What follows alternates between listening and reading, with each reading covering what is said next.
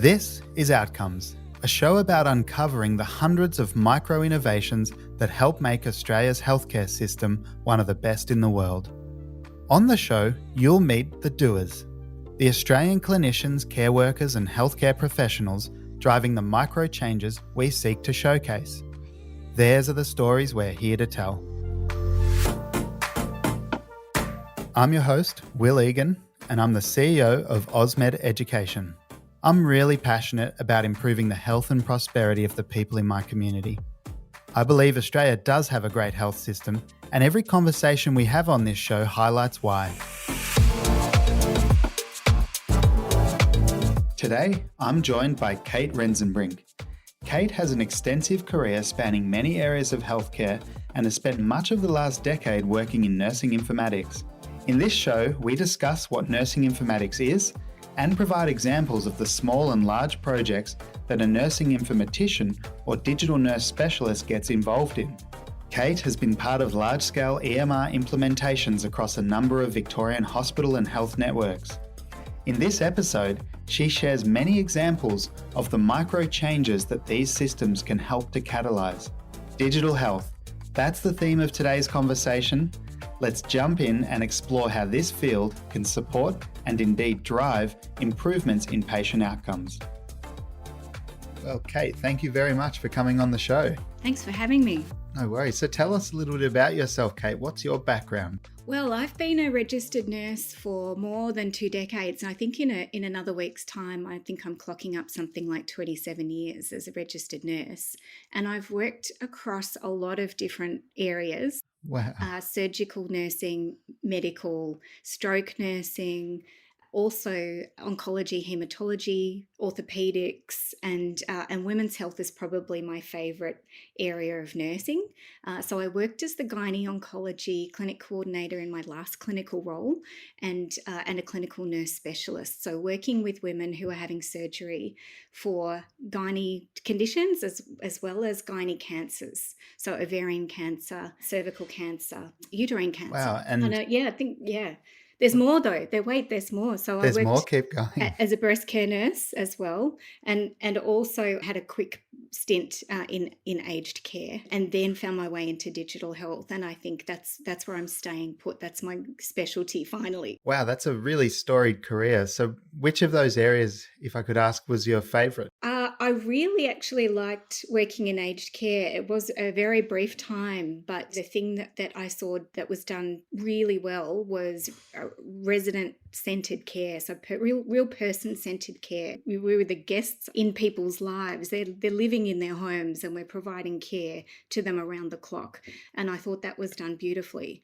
But I really have a soft spot for women's health because it covers a lifespan as well, and we've got some gains to make to ensuring women get the care that they deserve and that high quality care across Australia. I'll definitely make sure I ask you a little bit about that, but I have to ask first, what drew you towards nursing informatics? It was a really interesting opportunity. I was working in the most fantastic role. When I say women's health was a great role, this role as part of women's health was even better. So I was working as the consumer advocate at the Women's Hospital in Melbourne, and it's now called patient liaison, but it was a role placed to help people who had concerns about their care or feedback or positive feedback and compliments. But we did get more complaints than compliments, unfortunately, because when people feel like things could be better, they're more likely to speak up. When things go really well, that's great. That's what we want, and people go on with their lives. I think that's a fair point. If I think about my day-to-day, for every one compliment, there's definitely 2 or 3 suggestions of improvement or feedback.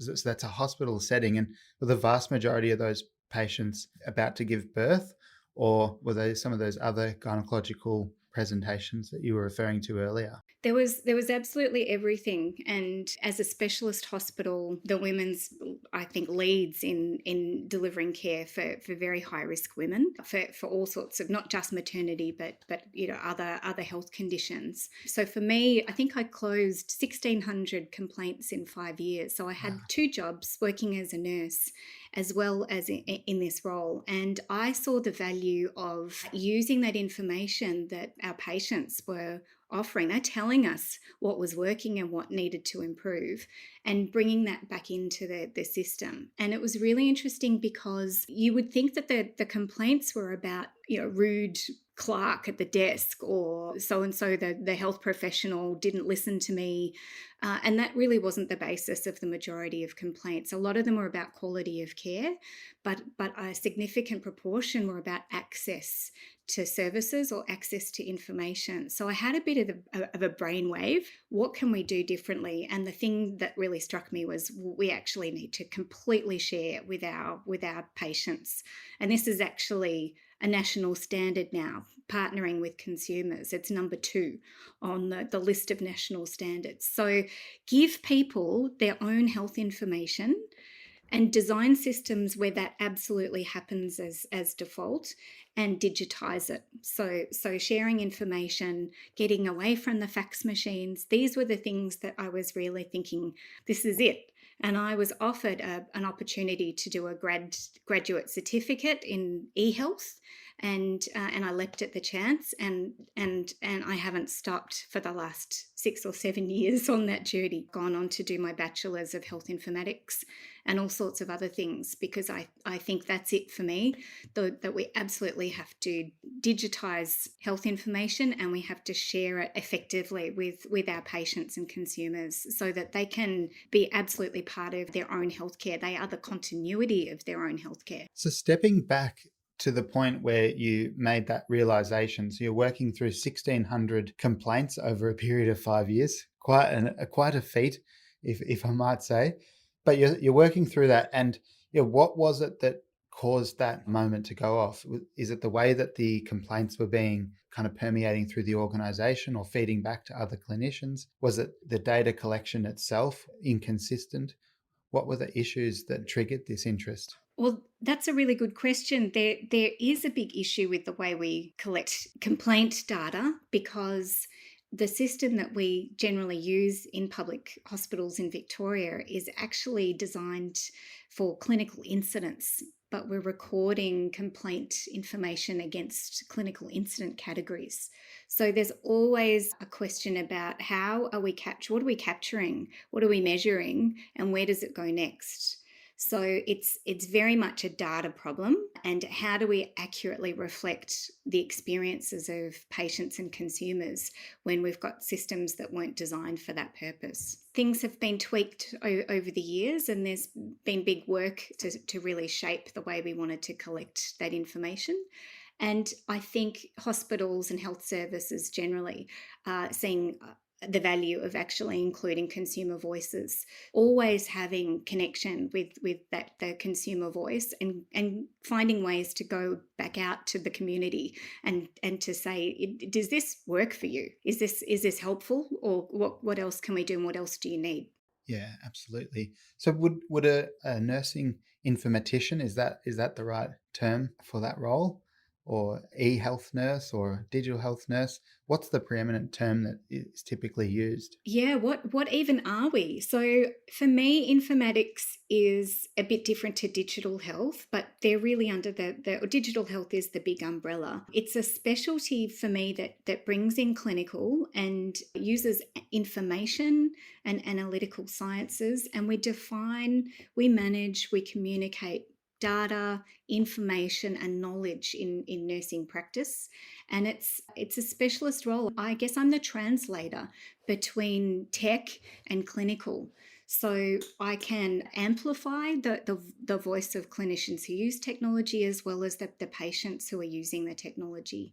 So, and I think it includes, really one of the purposes of this role is to make sure that we're sharing, using, storing healthcare information in ways that are secure and safe, and it works for the system. People get timely, high quality care. Does it just pertain to the scope of nursing, or is your role right across a health service, including all the consultants and allied health that sit around the person receiving care? Yeah, well, as a digital health nurse, I do represent the interests of nursing and midwifery as well in my last couple of roles. I do also support the work of allied health, my allied health colleagues, because it's about shaping the design of our information systems, and also the software and hardware that goes along with that. We're now seeing chief allied health information officers, chief pharmacy information officers. They specialise in their area and can talk to the information and technology needs of their professional working group. The multidisciplinary team, we would never work in isolation clinically. There's no difference in digital health. We absolutely work as a multidisciplinary team. That makes sense. And what's the difference between all of this that you've just described and e-health for those listening? Well, e-health, I'm not hearing it used so much, but it really was electronic health. And I think one day we're not going to even call digital health because it's just healthcare. It's the way we deliver healthcare. So it doesn't mean that everything is digital. There's some things that actually might need to stay on paper. Heaven forbid I say something like that. Don't throw your pens away yet. Yeah. But actually it's about the right technology tool for sharing information. A really interesting thing that you might not know, Florence Nightingale was a nursing informatician. So she actually collected data about soldiers' mortality and the wounds, and she created visualizations of this data in order to convince the authorities and powers that we needed to do very differently in war situations.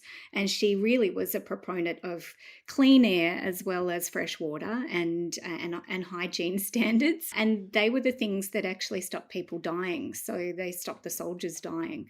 So going right back before digital, we have a long tradition of collecting data and using it in healthcare. So that is a good example of the role that a nursing informatician or digital health nurse can play in advocating for the patient in a quantitative way. So I think that really helps listeners understand, in great detail now, the role of a digital health nurse or a nursing informatics specialist. I'm curious to know, what were some of the first projects or the ones that you feel have had the biggest impact on outcomes since you've started working in this area? So yes, okay. So I went back about 200 years. So I'll come back to more recent times. And for me, that the big ones are always going to be the electronic medical record. But your average nurse in a hospital uses about 20 different applications now.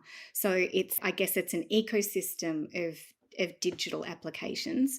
The electronic medical record is really, though, so significant because paper records are just really impossible to share parts of, to dive in and have a look at data, even just a trajectory for the patient and all of their history. It doesn't take long actually to get a really big, thick phone book type medical history, and it's all stuck in there on paper. The best we can do is photocopy and fax or start pulling out data manually. So I think it's just so significant. Electronic medical records, I think, misunderstood though as data in, and they're designed a lot of the time to match the workflows of putting data in about patients. But really the big opportunity is getting data out and doing something with it.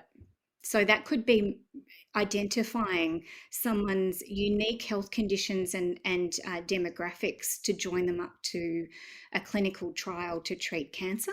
For example, we work really hard to identify these people who actually meet the criteria for eligibility. Now that we've got that digital opportunity, we can actually fast track some of that work and get someone eligible on a trial very quickly. And I think that's what we're seeing happen with digital. Okay, so the EMR, that's definitely been a focus of health services and the equivalent, say, in a client management system or a resident management system in a home care or a residential care setting. How large are these projects? Take us through what one of these projects looks like. Right. Well, they're really, really big projects, also very expensive. The products are expensive, but the people that you need to put these in and then sustain it. So really it starts with what is the problem, and how do we actually plan to change the way they work forever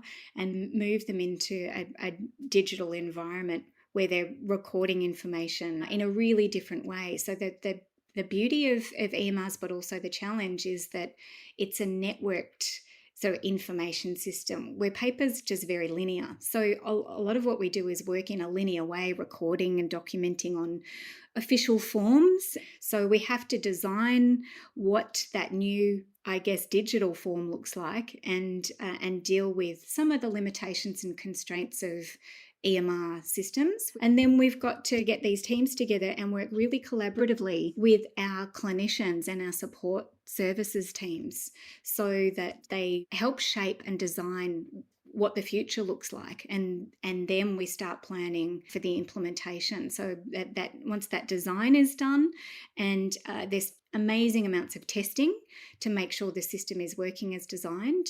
Something called user acceptance testing is probably one of my favorite parts. It's where people really just do their work in the new system and see if they can successfully work and then record what they want to, and also get information out of the system that they need to be able to provide care at the bedside. At that point, I suppose you're testing workflows and user interfaces. We have less control over the interface because that sort of comes with the package, but definitely things like giving feedback about how allergies appear on the screen and how people can navigate around the system to find the information that they need really efficiently. So there's a lot of grumbling about the number of clicks that you need to do to find information fast, and so I think this is where working with vendors successfully means, we're talking about patient feedback. Well, we need staff feedback as well. Things that are working well and things that need improvement, and we need to feed that back, in a constant loop to keep improving the system that we've got.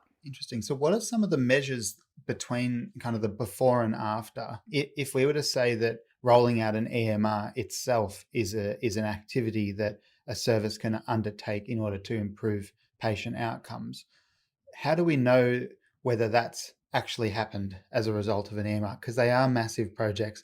I don't think you put a timeline around it, but I'm going to say it sounded like years, not months. And hopefully it's not decades. It's years, but I don't know if this is a scary thing. The work starts when it is implemented. Everything up to that is the run up, and then there's the leap into the future, I guess.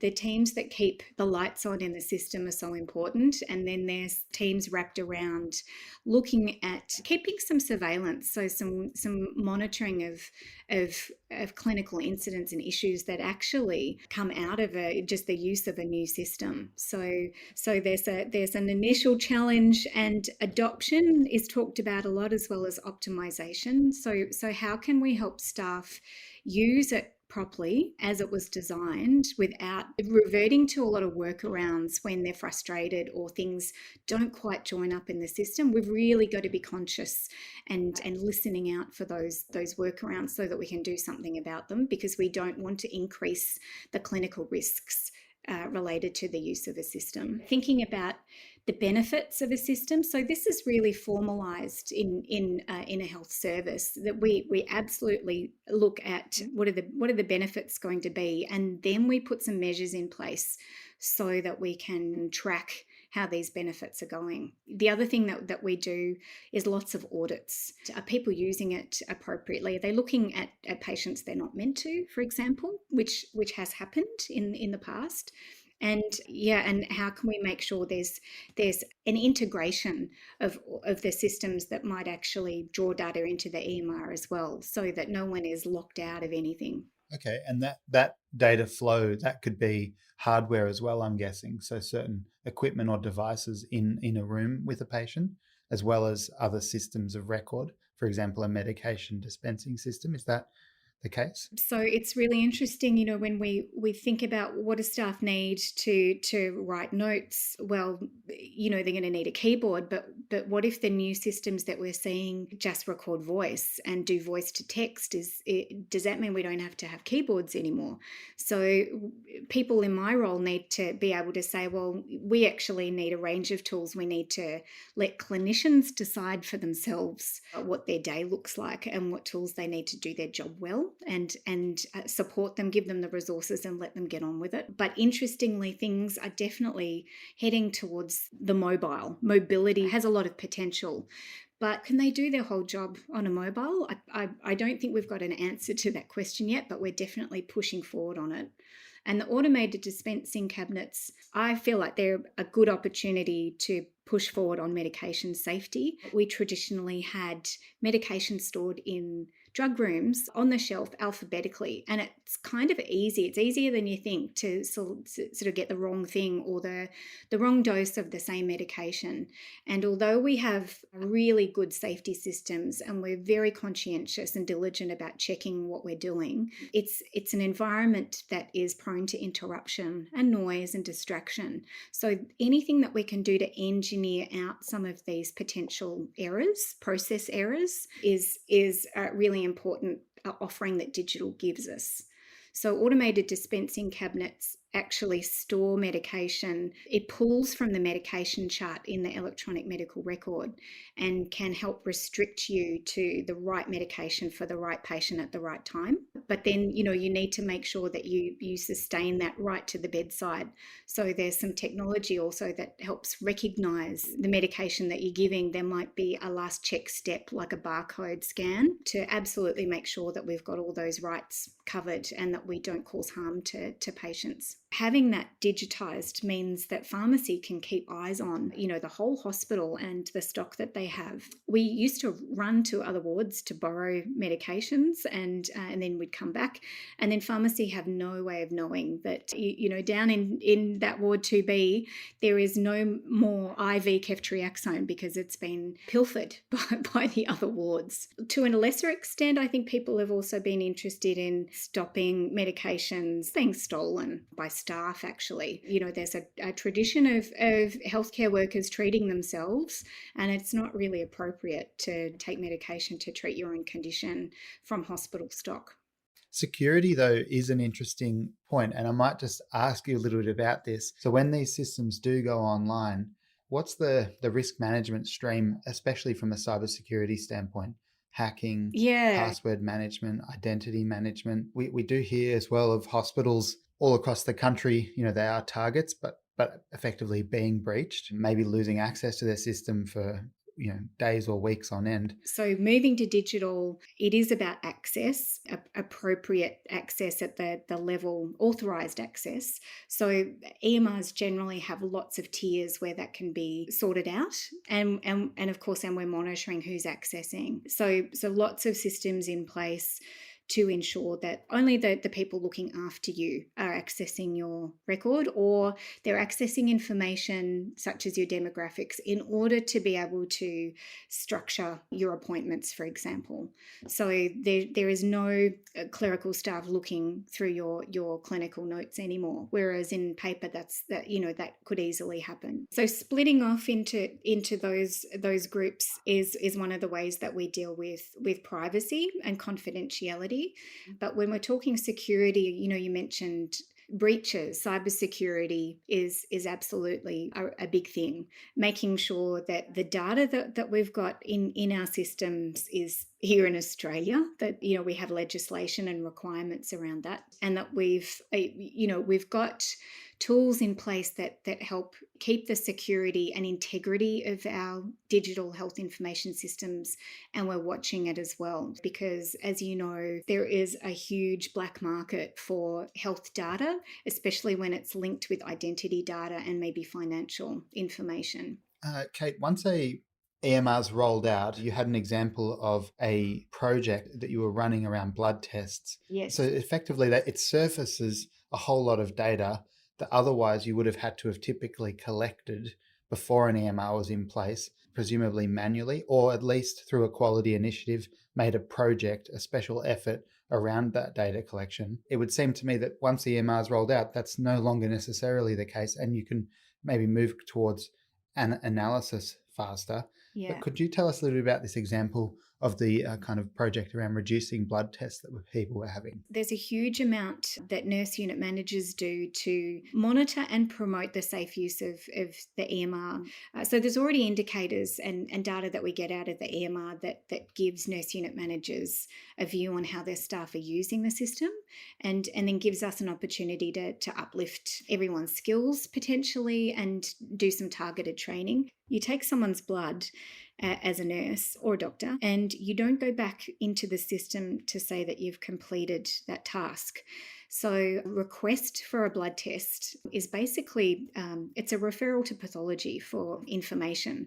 So the pathology lab get the request, they can see that the request has been made, they receive a blood sample from the patient, but there's no information about whether that was completed, what time the blood was taken, who took the blood. And without being able to close the loop on these things, what can happen is that the patient moves around the hospital and it looks still like they need a blood test done.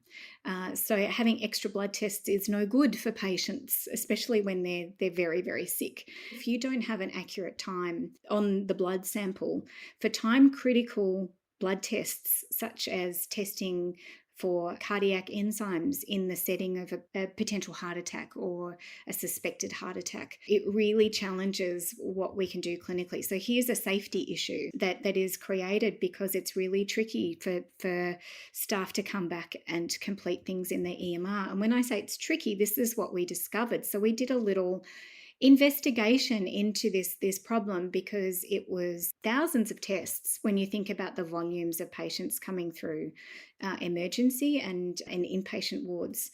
So a big problem in terms of numbers and a big problem in terms of the clinical risk that we were carrying. And what we discovered was what we call a socio-technical problem, which I just love this term. Sounds really technical and jargon, but what it means is that people work with digital, that you can't stop being a human. And the social environment, and when I say social, it's how people cooperate in teams, it's the processes around work and responsibilities. That all comes up against some of the technical. So while it's easy to say, well, just go into the EMR and click that you sent it, the reality is that if you don't have sufficient tools, you might not have workstations on wheels, you might get interrupted a lot and just forget to go back into the system and check it off. And you don't update that status. And then other people using that information don't have clarity.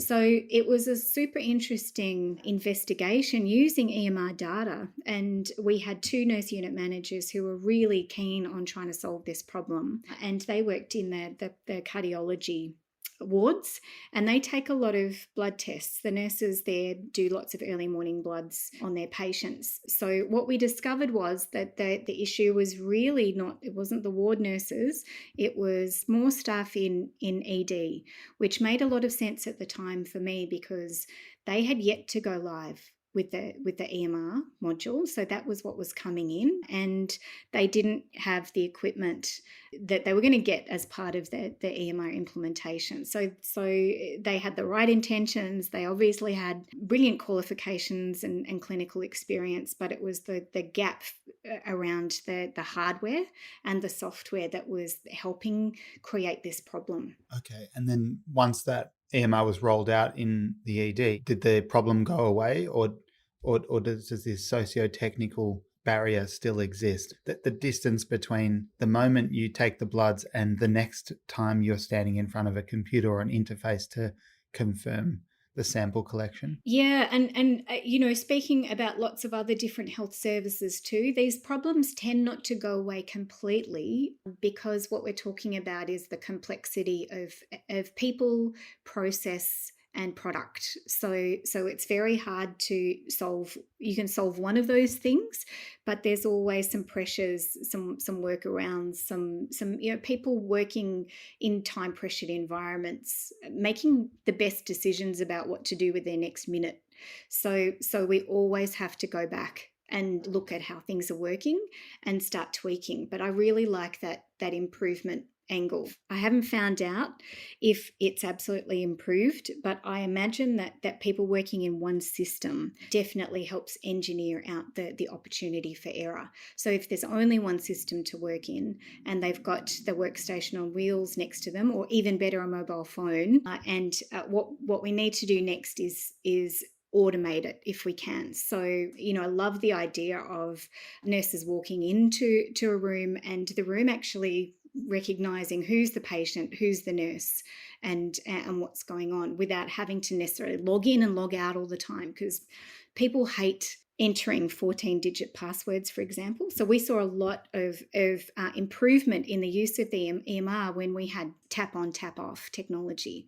Completely changes it for people. They're much more likely to go and do the right thing in the EMR if they can get into the system quickly. Absolutely. And who here likes remembering passwords altogether? Certainly not me. Yes.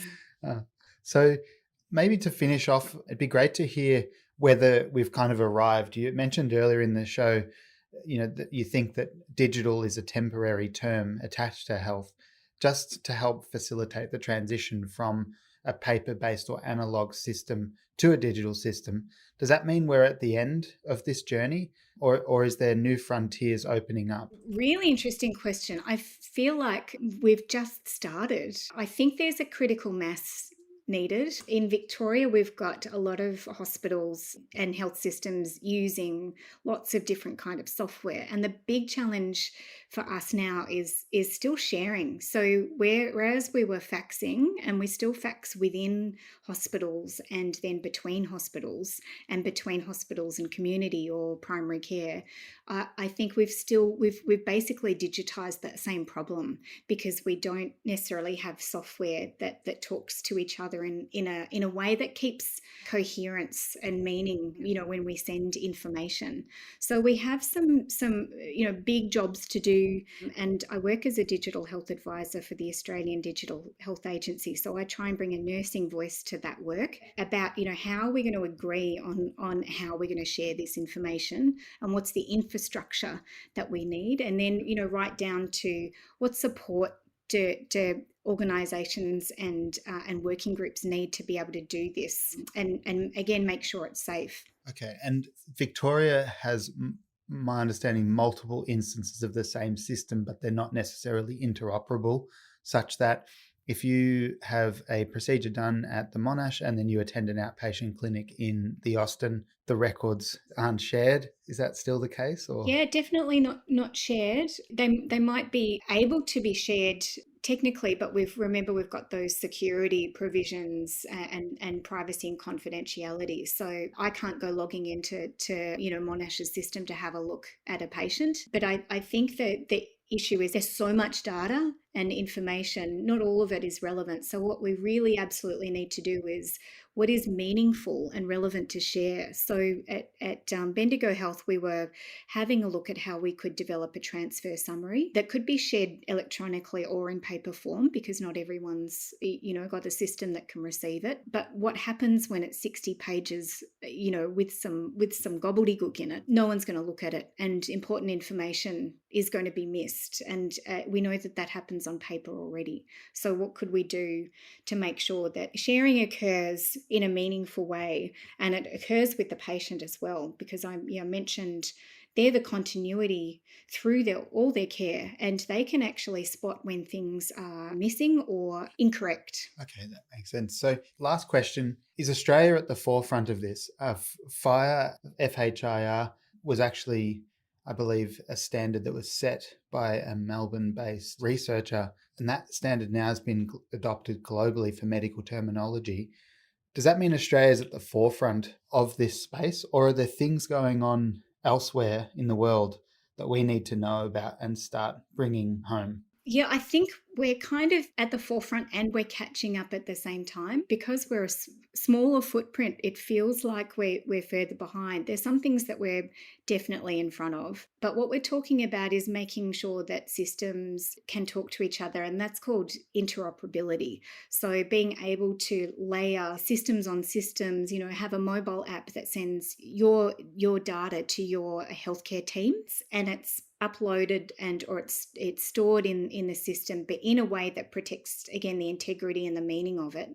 We've got that work underway with the Australian Digital Health Agency. And one of the things that they're doing is creating a standards catalogue, a bunch of resources so that everyone is on the same page. When we talk about health information sharing, this is exactly what we need. We need digital health standards, and clinical safety and quality standards actually come into that a lot, but that we also have terminology standards too. So if I'm talking about, an apple, then the person at St Elsewhere's health service or the community practice receives that information as intended. It's definitely an apple. We're talking about the same thing. Then we can actually measure how we're going to, and we can look at where the variation is in healthcare. If we're not talking about the same thing, it's really hard to identify where we can improve. From memory, there's over 16,000 of those apples, that vocabulary, that terminology that we're using to describe all the things that go on in healthcare. And I think that there would be some benefit to a similar approach eventually being taken to knowledge, skills, and competence. Some fascinating things there, Kate, and I really appreciate you joining the show. Is there I'll give you the opportunity to have the last word. Is there anything else you'd like to share with our listeners before we wrap up? Right. I know a lot of people talk about digital and it's an intrusion and it's not safe, but I feel like we can't afford to stay where we are with paper, paging and faxes. And I think it's a big undertaking with a lot of moving parts, but I think the benefits of data sharing and information sharing and doing it in a safe way is totally in our remit. I think, disruption has a bit of a common purpose. It can help us kind of take a step back, re-equip and reimagine what it is that we want to do. And I think there's no one who works in clinical or in a health service, without that strong purpose to care and do really well with the patients and consumers they look after.